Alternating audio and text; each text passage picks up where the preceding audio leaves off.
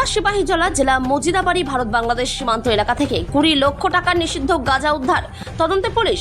ভারত বাংলাদেশ আন্তর্জাতিক সীমান্ত এলাকা থেকে বিপুল পরিমাণ নিষিদ্ধ শুকনো গাঁজা উদ্ধার করল পুলিশ। ত্রিপুরা সিপাহীজলা জেলার সোনামুড়া থানাধীন মজিদাবাড়ি এলাকায় পুলিশের মোবাইল ডিউটি চলাকালীন এই সাফল্য পায়।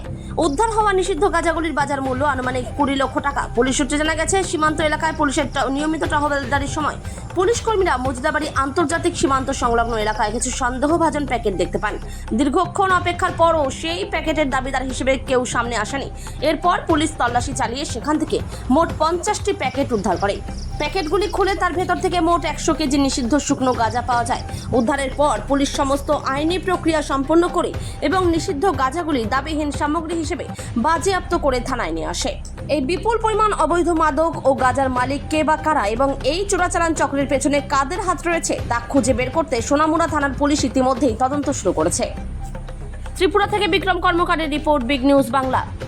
যে শ্রীমন্তপুর এবং দনপুর মাঝামাঝি যে মাজিদাবাড়ি বর্ডার রোডের পাশে জঙ্গলে মোট 50টি গাঁজা প্যাকেট উদ্ধার করা হয়, যেগুলি কালো রঙের সেলু টেপ দিয়ে পেঁচানো ছিল।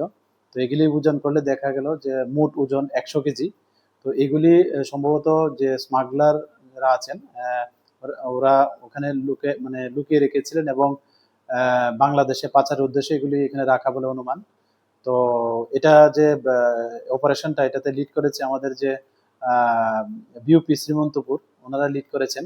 তো এই নিয়ে এই যে গাঁজাগুলি আনক্লেম হিসেবে সিজার করা হয় এবং আমাদের সোনামুড়া থানাতে এ নিয়ে একটা ইনকোয়ারি স্টার্ট হয় যে এগুলার প্রকৃত মালিকানাকে এবং এগুলির সঙ্গে কে বা কারা যুক্ত আছে।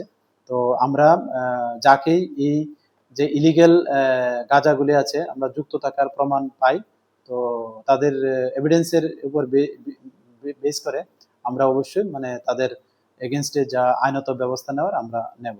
এবং এগুলির যে আনুমানিক কালোবাজার মূল্য প্রায় 20 লাখ টাকার মতো হবে। Thank you.